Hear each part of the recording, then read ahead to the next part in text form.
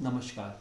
मैं doctor Abhishek Kumar Singh, consultant urologist, andrologist and laparoscopic surgeon हूँ और आज मैं आपसे ओवर एक्टिव ब्लैडर पर बात करूँगा।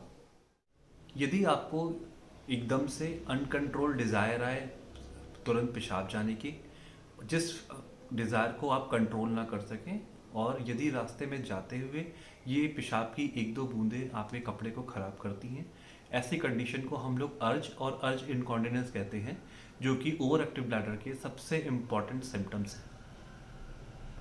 ज़्यादातर ओवर एक्टिव ब्लैडर महिलाओं में ज़्यादा कॉमन होता है, लेकिन ऐसा नहीं है कि ये मेल्स में कॉमनली नहीं देखा गया है।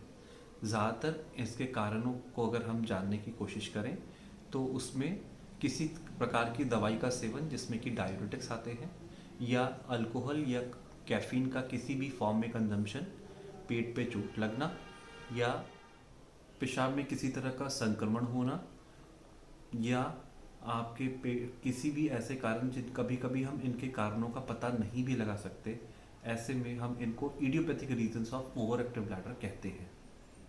अत्यधिक वजन भी ओवर एक्टिव ब्लैडर का कारण बन सकता है, और उन महिलाओं में जिनमें मेनोपॉज हो चुका है, उन महिलाओं में ईस्ट्रोजन डिफिशिएंसी भी ओवर एक्टिव ब्लैडर का कारण बनता है। यदि आपको ओवर एक्टिव ब्लैडर के सिम्टम्स आते हैं तो सही डॉक्टर एक यूरोलॉजिस्ट होता है जिससे आप मिलने की ज़रूरत है।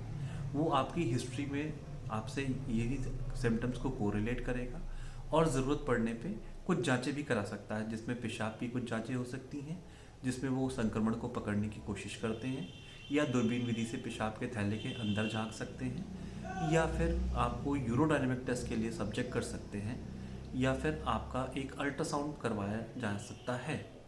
जैसा कि मैं आपको पहले भी ओवर एक्टिव ब्लैडर के सिम्टम बता चुका हूँ, यदि इन कारणों से व कारणवश आप परेशान हैं तो यूरोलॉजिस्ट एक सही डॉक्टर है जिससे आपको परामर्श लेना चाहिए। आपसे बात करते समय सिर्फ आपकी हिस्ट्री के अलावा वो डॉक्टर आप पे कुछ जांचें ऑर्डर कर सकता है, जिसमें एक अल्ट्रासाउंड, एक पेशाब से संक्रमण की जांच, या फिर यूरोडायनेमिक स्टडी, या फिर दूरबीन विधि द्वारा पेशाब के थैले की जांच का ऑर्डर कर सकता है। इसके इलाज में ज़्यादातर बिहेवियरल मॉडिफिकेशंस और डाइटरी मॉडिफिकेशंस की ज़रूरत पड़ती है।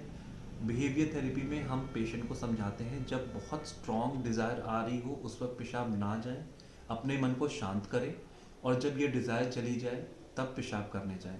डाइटरी मॉडिफिकेशन में कई तरह के खाने ऐसे होते हैं जिनको हम ब्लैडर स्टिमुलेंट कहते हैं, जैसा कि मैं पहले भी बता चुका हूँ। Alcohol, caffeine, spicy food, chewing gums, soft drinks, ये ब्लैडर स्टिमुलेट होते हैं।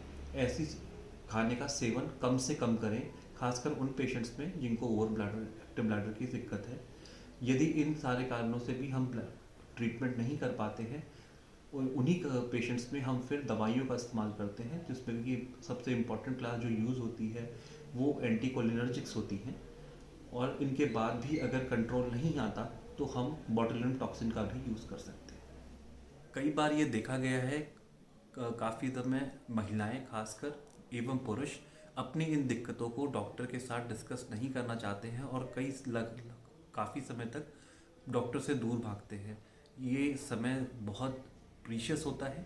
कृपया जल्द से जल्द अपने डॉक्टर, जो कि एक यूरोलॉजिस्ट होता है, उससे तुरंत मिलें और अपनी समस्या का समाधान पाएं। नमस्कार।